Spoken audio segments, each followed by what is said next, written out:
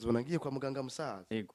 muruce muzana na mikro iki bana ati Irembo TV tugiye gushingura umuntu apfuye kuko sinzokira mu Irembo TV kinonye basabanye bambwiye ati ngo ndabereke inoti ya 10 icerekana mu diaspora ngenda inoti ya 10 mu mufuko mugayandi wayabanye mukashakoshe rero n'amayinite gusa ubona mtu anakiwa na hela asipokuwa na imani hiyo hela itakuwa hela.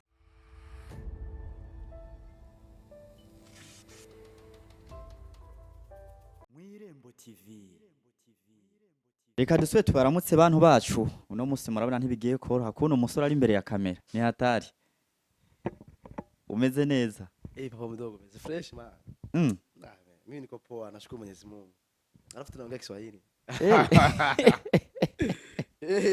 Aho wicaye urahazi? Nicaye ni mwirembo. I think ipate ni mwirembo tu honor yeah. Ako kugakura ko none ako kandi ugakurira kwiki? Mwirembo TV. Reka rero tuguhe ikaze mwirembo TV. Merci beaucoup kweli Irembo TV sa iruguruye. Umuryango uruguruye kwe Uruguruye. Enginga. Bayibonye? Nabibonye. Nivyo nyene. Bana mimi nashukuru Mwenyezi Mungu sana ndashimana cyane gose. Niko poa kandi mwirembo TV bana respect. Ni heza cyambere felicitation papa. Subira rero uramutse abariko baragukurikirana ngahi wacu mwirembo TV. Ndabaramukije mvuga ati amahoro y'Imana bane namwe. Igisigaye naho ico nababwira ni ikintu kimwe kwisi nta bintu byinshi nzi ko bibaho ijana kwijana. Gusa ikintu nzi ko kibaho Imana irabaho. Hama nawe. Jewe ngira kabiri. Canke nturi mu mubabaho. Je sindi mu bantu babaho. Kubera ko ndi umuntu ukugenda ndamuntu mpfa nkagenda plutôt. Mugabo ikintu kireke Imana irahari. Mbega uzopfa ryari ko nama mbona ukunda kubitangaza. Ukazobona umunsi umwe ndagwaye ngiye mu bitaro. N'umunsi nzoba ngiye gupfa jeyo. Mugabo ntaraje mu bitaro sinzoshoka mva. Canke uri muri bamwe bazopfejo. Oya je sindi muri bamwe bazopfejo. Kuko hari abantu bavuga ati yako nopfa n'umunsi nopfa mpfejo. Jewe sinopfejo canke n'umunsi. Gusa umunsi wo gupfa n'umunsi nzoba ndi kwa muganga. Ukazibona ngiye kwa muganga musaza. Yego. Muruce muzana na mikro iki bana ati Irembo TV tugiye gushingura umuntu apfuye kuko sinzokira. Urumva bazotanga n'ubutumire kugira ngo tuze kubera ko je sinzokira. Reka rero ariko banza wibwira abariko baragukurikirana ngaha mu Irembo TV. Icambere sinosura kwivuga amazina menshi baranzi. Ndi umukomediye mu gisagara ca Bujumbura. Nkakora ibintu bitandukanye byinshi biciye gusa mu ijambo ryitwa artiste, okay? So by the way nitwa Justin Kabasa nyine nkuko mubizi. Ndi umukomediye abantu b'Imana. Atwenze gitureke bereke Bujumbura. Umukomediye atwenze gitoro kiboneke Bujumbura kandi nije nyine nweze. None bona mu gutenda ku ma station. Ndiko ndatwenga muri no misi fise morale. Aho byemeza. None naje mu Irembo TV. Icemeza niki nuko mfise umunezero kandi mba numva meze neza. Ubu twogenda kuri station tugakoreraho kino kiganiro wo bisura muko nyene. Tugende. Cameraman twagiye. Rega. Ntabwo bafise. Because I am not fear. Ahura Kenye. Hora ndakubwira ikintu kimwe. Iyo umuntu haze n'igihugu kiba gihaze. Ubu rero urahaze canke urashonje. Ubu ndahaze. Igihugu cyose kirahaze. Aho uri mukuri? I'm sure brother. Abakomeje burya muzokwikwegera ndababwiye. Ninazungumuza gukwera ambaye mimi najua kwenye sahihi. Nimba jewe mfunguye nkahaga. Igihugu cyose kiba gihaze. Kubera uri umuki? Ndi mu diaspora. Kwako kantu wari wakibagiye. Oya kakanu. Sometimes kaba kaza mugabo gusima ngo buvateka amazina gaposhe kubera ko hari abantu benshi bazi kwizera ry'ubu diaspora, hari abanzi kuri Justin Kabasa, hari abanzi ko n'umukomedi muta. Imana yawico rero. Nko ngaho mu mufuko ufise amafaranga ngahe tutabeshanye. Mu mufuko ndafise inoti 10,000 imwe. Turabe.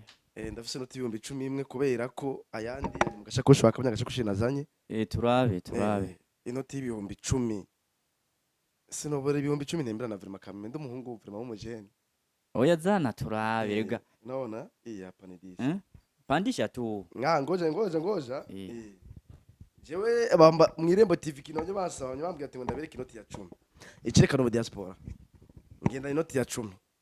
Mu mufuko mugayandi wayabanye mukashakoshe. Rero n'amayinite gusa. Gatoro uberiki.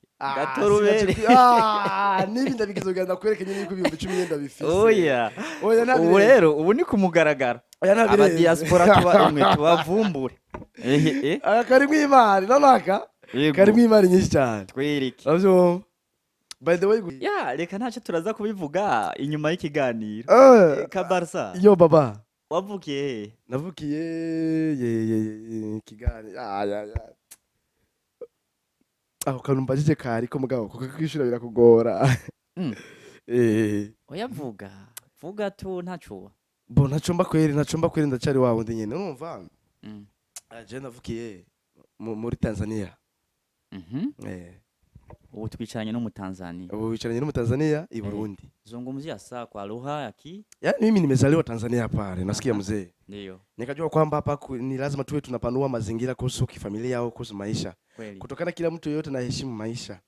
Sasa mimi nikazaliwa pale na familia yangu ilikuwa pale there because unajua kuna vitu vingi ambavyo unaweza kuzingatia kama mtu mkubwa au kama mtu yoyote pia yupo kwenye dunia unasikia? Nasikia baba. Sasa nikapanua mazingira pia nikaangalia kwa nini cha kufanya ni hivi. Nikajua kama mimi niko Tanzania kweli, yani maisha yalikuwa yananishinda sana kinyama kule. Nikaona ngoja basi mimi nifanye kama kiakili. Nikatoka pale alafu nikakuja kutengenezea maisha ada ni Burundi na nasikia hapo. Burundi nayo. Nikakuja kutengenezea maisha nini nikaona hapa kweli maendeleo atakuwepo nikitumika vizuri. Nikastay here. Inchi ya nini? Inchi ya Burundi. Ya Burundi. Nikaona hapa. Ya maziwa na nini tena? Kuna maziwa, amani na amani pia. Anzia kwa amani. Okay, yani kitu kwanza nilikubalia Burundi, nilikubalia kitu kimoja hivi. Yani Burundi nilichokipendea kwanza. Inchi ya Burundi. Asali na maziwa. Ngoja usiongee kama asali na maziwa ni nini? Mimi cha kwanza nilikubali Burundi, nilikubali imani ni ya kutosha. Yes. Nina imani za jamani mimi nina imani. Yani ukiona mtu anakiwa na hela, asipokuwa na imani, hiyo hela haitakuwa hela. Haitakuwa hela. Ndio. Lakini ukiwa na imani, ukiwa na hela, hela itakuwa hela. Unasikia? Kutokana na imani inaambatishana na nani? Inaunganisha na nini? Na hela. Kwa maana usipokuwa unaona ukiwa na hela hivi, mimi nikwambia hivi kama nina 500,000. Naona kama 500,000. Nikiwa 500,000, halafu moyoni kuna kitu ambacho kinakosekana. Yaani katika mwili nina changamoto ya kimoyoni unasikia? Ile hela ya 500,000 siwezi kuikula kama nikiwa najisikia furaha. Yaani tanishinda. Lakini ukiwa na ile nani, yani uhuru wa moyo kwanza nisikie kwamba imani ndani yako. Yes. Ile hela utaifunga vizuri kabisa, unajua hapa kweli hapa nitaenda kula hela nikiwa nimeifunga vizuri kutokana nina imani ya kutosha. Yaani Burundi nzima yani nina imani tu. Akabirya rero nako. Cyane. Ara mahoro i Burundi. Ariko tukaza twumva ngo Tanzania, inchi ya inchi ya amani na nini? Ariko wabonye itandukaniro. Lakini ndio na sisi pale imani ni ya kutosha. Tanzania imani ni ya kutosha brother. Lakini kuna vitu ambavyo vinakuja kama changamoto kupitia kwenye maisha. Changamoto. Unajua? Ndio baba. Yaani kuna vitu vinakuja kama hapo vinakupasha na wewe kuwa mtu ambaye unaweza kufumbua macho haraka unaona? Kufungua macho haraka unasikia? Sasa ni hivi. Burundi na Tanzania ni nchi mbili ziko tofauti. Yaani kila Tanzania inavyopanga inapanga vyake unaona? Halafu Burundi wakipanga wanapanga mambo yao. Sasa yani utofauti ni hapa Burundi nina imani ya kutosha ipo. Na pia Tanzania imani ya kutosha ipo lakini changamoto pale kule mjini bro. Kuna kitu ngoja hii ni siri siwezi kutoboa. Kule anazingua. Anazingua kinyama. Na mimi nimehama nikatoka hapa nikakuja Burundi. Burya rero bantu muri ko maradukurikirana mu Irembo TV tuze twiyemera i Burundi. Nubwo umengo nyene turiyemera nyene ukuntu. Umurundi ariyemera nubwo badafise igihumbi. Umurundi ariyemera nubwo badafise igihumbi. Ariko niko kuri. Niko nyene ya mahoro twiha kandi bari byo. Urazi kintu Imana yabahaye. Abarundi kintu Imana yabahaye ikintu kivuguko. Mwiyemera atacu mufise sivyo? Unaona? Ikintu yabahaye? Twiyemera atacu mufise sivyo? Oya sinda kwemeye. Ngoje nikuonyeshe. Niko nakwambia. Twiyemera atacu mufise sivyo? Ikindi kica kiza ni iki? Ikibaho umutima gukunda ivyo abandi mudashobora kwikunda. Oya. Urazi impamvu ubwa mbere bo twemera Imana. Mimi bado sijaingia humo. Unaona? Hiyo ni turajayo. Yego. Yaani tupo hapa unaona turi ngaha. Ukuntu mwebwe Imana yabahaye amanyama. urumva hanyuma ikindi naco icibaha n'umutima wo gukunda ivy'abandi kubera dusanzwe twikunda turikunda. By the way brother mimi nivyo ndiko ndavuga ndabivuga. Urazi impamvu twikunda? Reka ndakwereke. Urazi impamvu twikunda? Sinibaza ko uhora usoma ijambo ry'Imana. Baravuga bati ngo urakunda mugenzi wawe nkuko wikunda wenyene. Yaba tutikunda mwe ntabwo twobemere ko muza mu gihugu cacu muze kuhagirira igara ngo tubemerere atari uko twabanje kuvuga tuti ibintu bimeze neza. Buryo umuntu atanga icyo afise sinzi ko aho dutahurana. Umuntu atanga icyo afise mu Kirundi umuntu atanga icyo afise gusa atanga icyo afise mugabo byose bigirwa n'umutima utanga. Ibyo byose bigirwa n'umutima utanga. Erega ni umutima rero dufise. Rero abana mwebwe urabona ikintu novuga ikintu kimwe no babwira icambere gukunda ivy'iwacu ivy'iwanyu i Burundi cyo reka mvuge kwanza ivy'iwacu kuko naje ndi Murundi ndunga ubu wavyeme ubu reka ndavyemere ko ndi Murundi ugayahuba ndi mwirembo oya para mwirembo naho turi mwirembo no kugira ngo dutangarize abantu ko ibintu bimeze neza ugayahuba rikarenga ari erega jewe ikirundi reka ndabikubwire ugayahuba rikarenga ari huri buryo uvuze ngo dukunda ngo ntitwikunda siko avuze mwikunda kabisa ariko nagerageje kubisigura kandi wabonye ariko kuri kuko impamvu twikunda nko ngaho mu Irembo TV kuba twikunda tugakunda n'abandi naha duca tubabwira tuti ni muze dusangira ikiyago ibindi navyo twebwe ntabwo turaba ivy'ahandi akarorero ababikora ntavyo nzi reka je mbanze mvugire ahandi ko ndakorera nk'akazi nemera kandi nkunda kandi bakampaye kugira ibintu bigende neza sivyo cyane cyane wumvise aho kazi nako nyine ko ngaha gasubiremo wumve akabirya akanovera subiramo gusa akabirya mwirembo TV iryo ryonyene iryo zina umaze kubiraba ryamaze gushika muri Tanzania rero abarundi twubahwe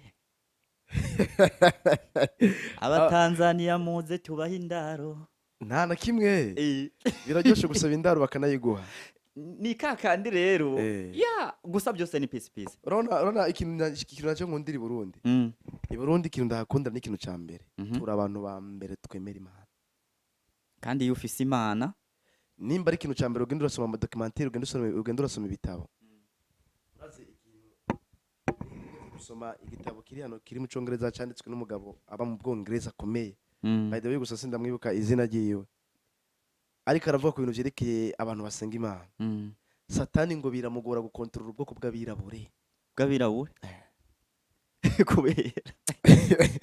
nubwo ari babarao ubwoko bw'abirabure bwaramunaniye n'abantu bafite amaraso gusa mugabo ngo ariko arabufatisha kubera ko ariko azana ya system y'ubutinganye buko buraza ariko navyo twaravyamaganye oya haba bihakana n'abavyemera reka rero dufata abavyemera rero canke dufate niwe ko baraja muri yangire wa mugabo ariko arabazana abavyanka nawe kubera ko ubwiwe urabona Satani we warayivugira umva ariko aratangiye dokumentere ko yivuga kunuka arivugira ubwiwe hamatukiri ngaho nyene dufate ko ico gitabo cyo mugabo wasomye we watahuye mwiki ico natahuye yuko ubwoko bw'abirabure turabana dukomeye kuko n'ingabire yo kuririmba twayihawe ubwoko bw'abarundi cyane cyane ikindi naco kuvuze ngo igombye kudufatisha ubutinganye wemera iki wemera ko bubaho cyane sije ngombye kubufatisha ubutinganye oya we nawe ikintu kihabaye urashobora kugishigikira canke ntugishigikira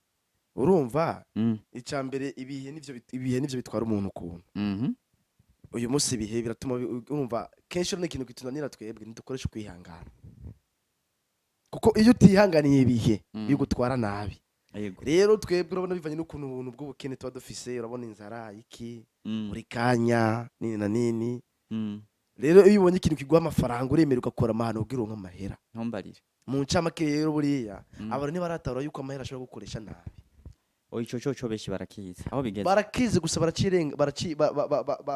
baracirengagiza kandi kwirengagiza naho si vyiza nikosa rya mbere nubwo bacunkwa kwanya ariko Kabarasa umutanzania ndiyo amaja he kwande okay kwa Nyerere mimi navukiye kujya mugabo yitwa Nyerere Nirere acarava ku manda kidogo nja kwa Kikwete doke nagiye ku buyobozi bwa Kikwete kwanza kujya kunuza mvate ngo jewe navukiye ku ntwaro ya Pierre Nkurunziza umuhisi wacu avyumva nkuzamva okay nanje ninga kujya nyene navukiye ku ntwaro ya Kikwete ariko reka tuje muri famille mu quartier ya hehe yani unajua ni hivi hivyo tumix language okay so ni hivi hapa nikazaliwa Tanzania kaile nani lakini wazazi wangu ni Warundi.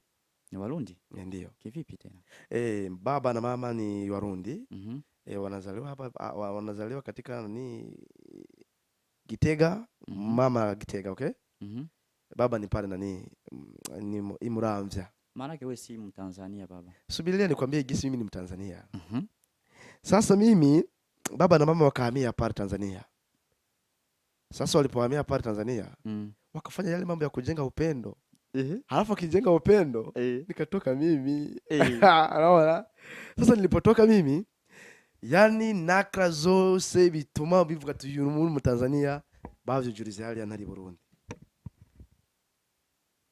Nyene. Cyane. Kandi uravyemera. Ndavyemera kwe. Ariko wemera ko umurundi gushikura. Igenda umurundi. Mbega karanga muntu ufise. Niyo ngaha mu Burundi cyane muri mu Burundi. Umva ko umubandi Burundi. Oya sindi umubandi Burundi. Ahubwo gusa nuko byaciye mu mategeko buriya hari ibintu bisobanutse kubera ko je papa na mama n'abarundi. None ikibazo ni iki? What is the problem? Urumurundi. Ndumurundi jewe. Ndumurundi akomeye w'amateka. Uburundi n'abarundi twubahwe cyane. Kubera ngaha muri Rembo TV bose usanga nagarutse muhira suvate ngo ngahe suvate ngo ego gusa sinavukiye Burundi. Kuja bavuga ati ngo umuntu yavukiye ngo navukiye nka mu Kirundo Imakamba oya jewe navukiye kwe twabitahuye gusa mugabo abavyeyi bavyaye n'abarundi kubera papa wari umurundi na mama n'umurundi witwa umurundi nanje nitwa umurundi ndumurundi mu Rembo TV bijya bisa nuko ni nka babandi ni nkubu bisa nuko wabavukiye nko babagiye kurondera ubuzima nkuko canitwarira kava amahanga Chanitwa kava amahanga. Shauri kava amahanga. Kubera nanje ndikava Burundi ndiko ndagukoresha ikiganiro. Je ndikava Burundi urumva ko ndavyemera. Ya Kabarsa. Merci beaucoup. Ariko twigire ku vyakazi rero kandi. Sasa. Nubwo twumvise muri Tanzania naho nyene ya big up sana abatanzania aho bari hose kabisa. Upendo kwa nchi ya Tanzania na Burundi. Yani ni vitu ambavyo vinaunganisha vina connection yani hivi na hivi. Ya hivi na hivi. Hivi na hivi. Kabarsa. Watanguye umwuga wawe wa comedy ryari?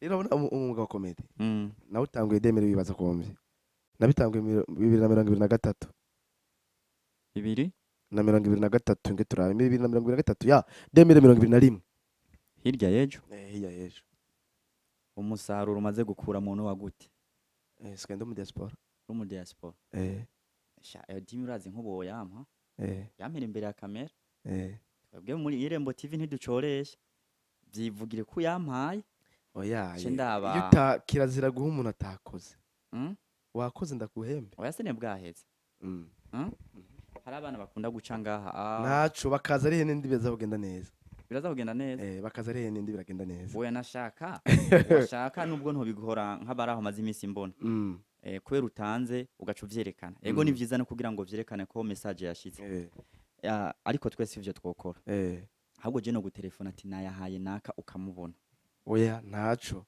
ndacari ngaha nitubona turabikora turabikurikirana ya rero tutaraja kure banzu bitwereke nyene kuri umukomedi none no bikurika mu indi nzira yihe musaza in action ye wa Mungu ni Atletico Madrid bana yo twagiye ebuda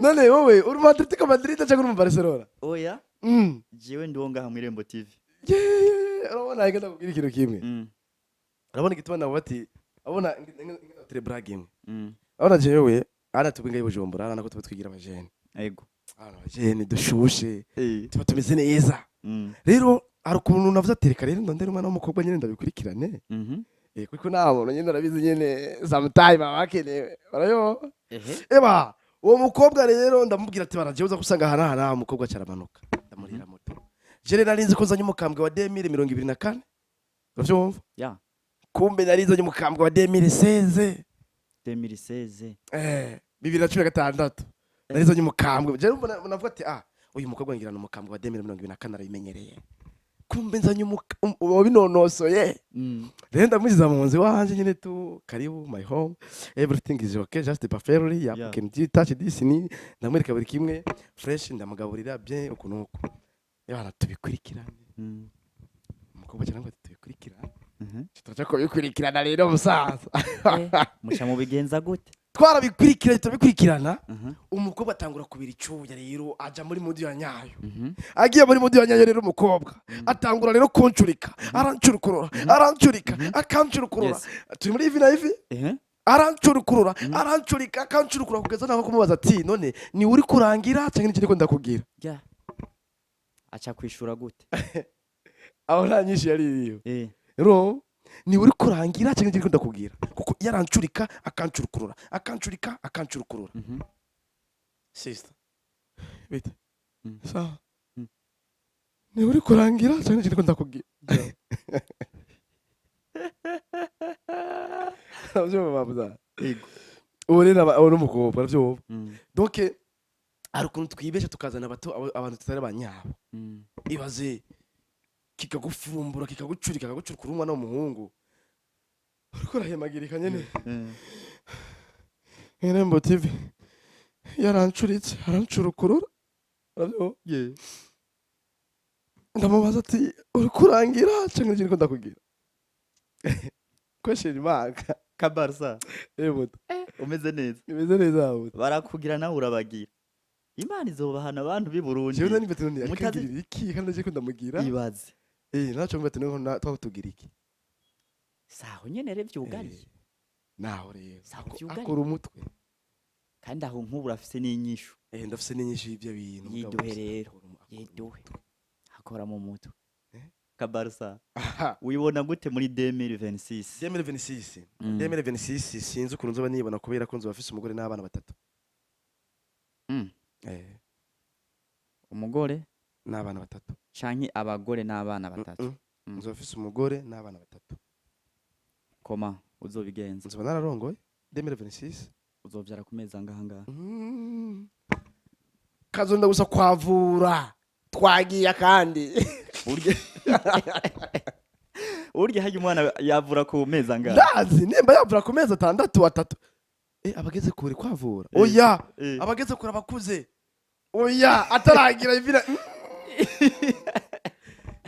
Karzona gusa kuvuga ati gatago kunywa ibere atanguye kunywa amazi kujya bavuga ati kunywa amazi sibyo abatanguye kujya ngira ntavyuzi nzobimenya ngo ndahageze uhageze abana batatayiko ku mugoro umwe Imana igohezagira amen ari pya yo man rana je ndi bantu bambere bazorongora ndabishaka bazi tubaza ndabishaka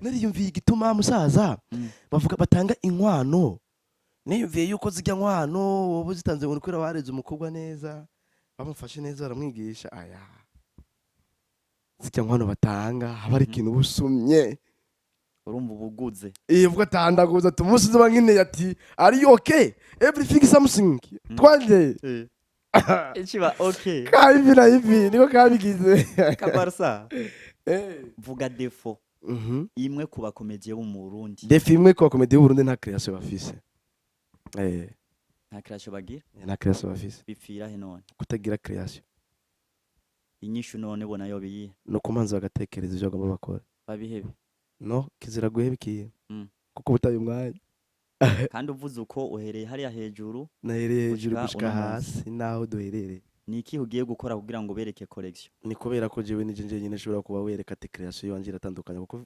comedies wanje ziba ziri perfect nta jambo uzosanga ati ngo rimbwa nta mazo vatinga ivyo kura ngo twarabihimbye nta commentaire zo kwigira ubone iri kiranci intege ahubwo barabura n'amajambo banyandikira muri commentaire akavuga ati Imana iguhezagire nawe ugacubishura naca mvuga ati amen burya uranasenga ho je ndasenga Imana muri Pentecost muri Pentecost ariko uri mborego warigeze umbona n'umusi dusangira icupa jewe na wewe gishukuri nimba tutasangiye ni wigeze umbona no mukabara hari n'umusi bantu banje mwoba munzi kwanza abantu banzi sinofata mwoba munzi mwoba munzi kuri Irembo TV hari umusi namana naje ndiko ndamwa kayeri kwe ega sima kwinwe bakubona hari umunsi turahurira mu kabare mwene data yavugisha ukuri jewe ndavugije ukuri nta nzoganwa ndumukizwa yigendera frere sawa nina kuvumbura naho igihe kimwe uroca ukoresha kamera wacu ushira ku mugaragaro sina kamera nta n'umwanya wo kuzana kamera telefone ni vutu nta na kimwe kandi zoca ndaguposta ebana uherejo uhereje nje nta nzoganwa sawa Kabarsa ukaba ufise aba followers bangahe 23 YouTube igihumbi n'amajana gusa kubera ko nkorera kuri imbuga zitandukanye niyo mpamvu usanga keshi YouTube yanje ntayikorera ko kubera ko mbafise izindi YouTube ndiko ndakorera ko rero mu ncamake followers ni 23 kuri Facebook, TikTok 2006 plutôt Instagram twarayihevye kidogo mugabo dukoresha mugabo ndayikoresha mugabo ntiri update cyane gira akajambo ubwira abajene cyane cyane bafatiye ku mpano zitandukanye impano n'umutahe wawe kandi impano novuga ati ni intsinzi ya mbere kuko umuntu wese avukanye ingabire wowe uzi ko ufise ingabire wahawe n'Imana yikoreshe mwene data kubera ko benshi bako babaho kubera ko impano kuva tumaze kuvumbura yuko impano ishobora kugutunga abantu bose twirukiye mu mpano rero nawe ntusamare ico no kubwira gusa umenye kwicarika ingabire si vyiza kubera ko je ngunda kuvuga ijambo rero muri Matayo 25 hariya hepfo shebuja yatanze tarantu zitanu undi azunguka ku 10 ubundi atanga zitanu yunguka ku izindi 10 uyu undi acarafata tarantu acayinyegeza ngo arinde ngo shebuza ngaje cayimuhate ngo narayikubikiye uwo wanyuma barasereye muri Bibiliya wambura kimaziwe wambowe uraza amajambo basereye baratukanya ati waki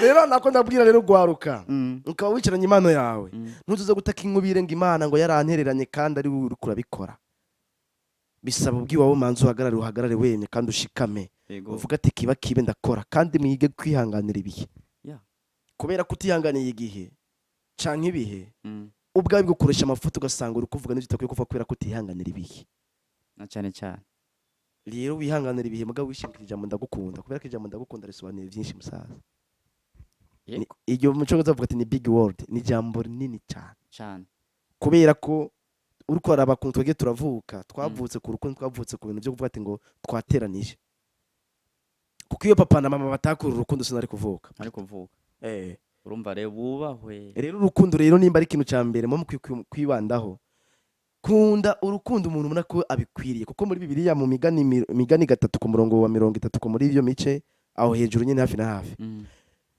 Yesu baratanze ijambo ry'Imana rivuga neza rivuga riti ntuze wime umuntu ikintu kandi ugifise ngaho uravyumva kandi ntuze banga gukorera ikintu umuntu abibereye ivyo ni ibintu biri muri Bibiliya kandi bazorasoma Bibiliya plutôt rero abantu benshi tugenda kinyume na sheria nimba avuga ati n'umunsi nitukeneye ubufasha jewe ngo nakasi nzomusaba how to create a relationship ni gute womeremo imigenderanire ku bantu muvyibuke yuko umwamikazi w'Isheba yagiye kuraba Salomo kandi atekeye amatungo kubwo kurema imigenderanire uravyumva ugasanga umupapa afise imyaka 35 agiye kukana gafise imyaka 16 gukora anniversaire akaririmba happy birthday to you kubwo kurema imigenderanire kandi sufate ngo nuko bari bijuju kuko umupapa bibonye ati uje mugabo yemeye gufata indege aza muri anniversaire y'umwana we wanje hari ikintu kidasanzwe ico bitore kurema imigenderanire ni how to create a relationship ni gutore imigenderanire n'umuntu rekura nimba ari 10 yatange ave ku mutima urebe imigenderanire kubera ko bavuga mu kirundi ati umuntu ntazi yo bwira ageze Barsa usa n'umuntu wagira uhereze ku ijambo ryiza ariko apana ngo usa n'umuntu nahereze ku ijambo ryiza urazi igituma mvuze uko shingira akabazo kubera iki abakomedie kenshi babona nk'abamonseriye canke abamonserieze bibaza birashoboka ico ndakikwishura ariko ibintu byose muvuga no warafuwa pase niko vyagenda umengo murafise ukuntu ibyo mukora mugomba nyene kwerekana ko umengo murazi ijambo ry'Imana emwe karahabutaka kuko sanga niyo mirongo uri kuravuga ari gupararanganya atariyo oya mu migani 7 urabona ikintu cya mbere kwanza ngenda gusubiza inyuma gatoya imigani ku murongo wa mbere hajya kuri 7 plutôt kuri 6 hari abantu benshi bataramenya ijambo ry'ukubaha kwanza kamanze ndabwira ikintu cyo kubaha hari abantu bashaka kuvateka twubahe kabarsa je ntunyubahe ndo umuntu ushobora gupfa kandi cyubahiro cyo wanje nije ndaciyasukima ego muri mu migani 7 mu migani rimwe ku murongo w'indwi haravuga ngo itanguriro ryo kumenya no kubaha uhoraho. Nimba tuvuga ati ngo tube ngo turaba no serious ntituri serious, nimba uzi umuntu wa mbere ari umusiriya n'umukomedi, umuntu uzi ko ari perfect mu byo akora, umuntu uzi ko ari umukomedi aba ari serious. Tuba twikuramo ubwenge kugira dukore akazi twihaye. Nimba afise ubwenge 100% ico genda bagabanya nkabishira kuri 12 kugira nkore akazi.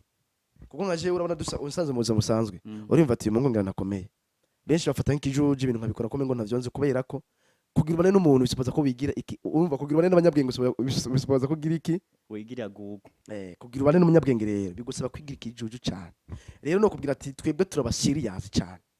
Umukomediye wese uzi yuko abatari serious uyu untuze umushire mu bakomedi, uzorabe Kigingi, warabe Mutima, warabe na Ildefonse, warabe na Jewe, ucura bana Gasore. Tuba turi perfect cyane.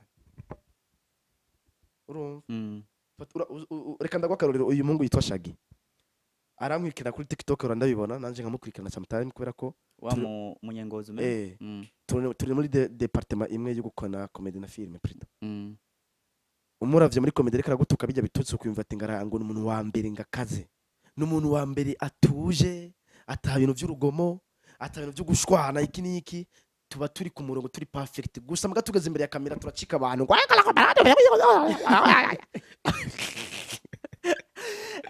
Donc no bitako muri abaremesha kiyago. Tubo turabaremesha kiyago kugira ariko bihagaze kubifata nk'akazi. Erega urabona ngaho Bujumbura buri umwana wese bakeneye gufata ngo ndi umukomedi, umuntu wese ngo ndi umukomedi, umuntu wese ngo ndi umukomedi.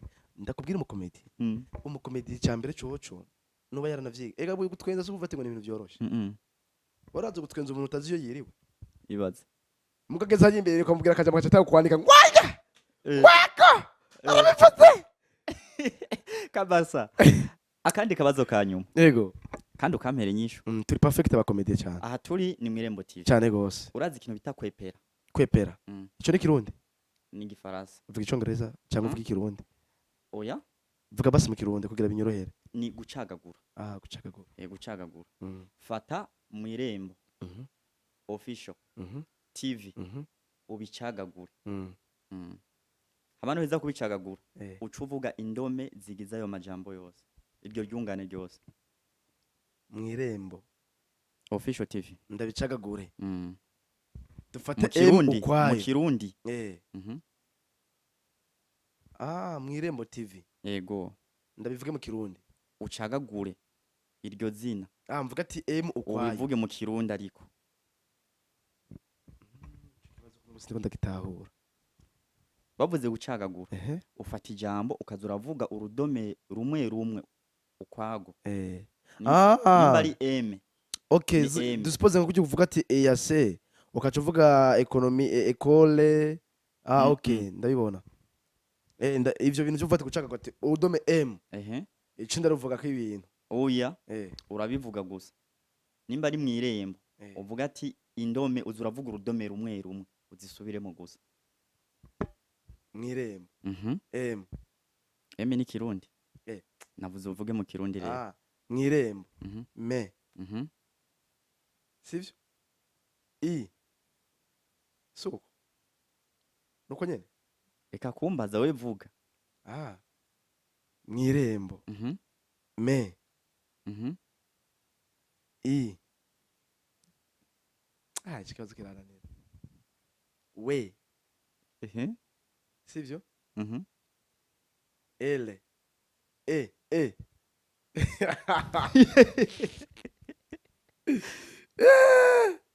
B O none sivyo O F bana naconze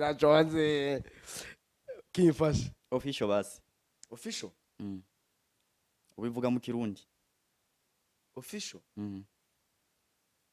Ibintu biri perfect. Oya navuze ucagagure. F C none F ni Kirundi. O F hamana fe kandi hamana se na ce na ina nacho simvye hamana O.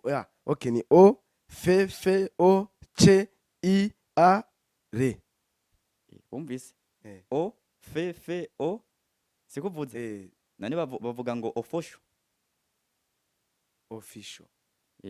none suko nyene igico ni cyongereza umva wo ryako umva wo bishobora sindiko ndabitahura ikibazo kirananiye abantu b'Imana turabonye ihanganire kirananiye vraiment kandi ngo ina grippe mu vyibuke sawa reka dusezere ko radukurikirana yari Kabarsa ariko kuri micro wari karamubaza tuno tubazo ni Kava Burundi ja erega ngo nimvira iryo zina Kava Burundi ja wahora umwumva ntakamubone sinabwo ndamubone kumbe ni wewe man ndi umufana wawe man ndi umufana wawe vraiment Kava Burundi man ndi umufana wawe cyane kandi murakoze cyane nabo 10 ko bisavye ndaguha nubwo wanyimye yego je mva kuri kamera kimpaye n'igihumbi ndakiguha oya sawa wewe kubera iki wase kumpa oya wewe je kwandi gwiwanje wombye ati ngo ndakiguhaye wambye ati ndakiguha kimerera ndakiniye nyene ndi imbere ya kamera igihumbi mu Irembo TV nico wobura kwera gwe ndabasavye make si n'igihumbi gusa nayandi arahari tu sawa ndasize ko twakuriye déplacement ndasize ko ubusa rero ubusa nkeneye 10 kandi ugifise ndifise ngaha 10 ufise ibihumbi 10 ngomba munyongerereze ega baravuze ati ngo baravuze ngo wabike yongereza bavyishe ahubwo waduki bamwake no twarafise ufise ibihumbi 10 ucubisiga niyo mpamvu wase kuyatanga Kabarsa reka duswe tubashimire mon frère merci beaucoup papa naje ndabakengurukiye cyane jana kwijana imana bahezagire cyane kandi igisigaye naco turi kumwe jana kwijana be blessed brown dan urahawe nikaze n'ikindi gihe twagukeneye nzoza ico gihe nzoza nambaye costume none naje nambaye costume gusa umuntu nzoza nambaye costume mu ndwiza if you want kiganiro tugikore if you want mimi cyane hari utubazo twishi nzokubaza tujanye n'umwuga wanyu nkuko hari n'ijambo wavuze ati buri gico tubuze niki kugira ngo nacaca dufashe nabandi biciye mu Irembo TV kugira ngo habe ikindi kintu cyo kuyongera kugira ngo ibintu bibe neza imana bahezagire cyane reka dusubire kubashimira vyimva mutima shimira abadukurikirana ku munsi igihe cyose dushize kwa kaganiro baca bakorokera ko bakagasangiza abandi imana ibongerereze kuvyo mufise kandi muze murahako nabandi ni vyiza nawe Kabarsa sinzi ko hari kandi kajambo genda ubabwiye bagire subscribe ku Irembo TV gusa iwanje nimuze kugira subscribe kubera ko bategeza kubikora kubera ko ndi umuvuduko bavuze umuvuduko umuntu yihutira igihe na cyane gusa magabo ndiko ndakomeza muje mwese ku mavi musenge ijambo musengere sinkoresha igihe canje nabi musengere nkoresha igihe canje neza basezere rero ndabashimiye cyane bari kumwe mu diaspora atweze turikibere mu Bujumbura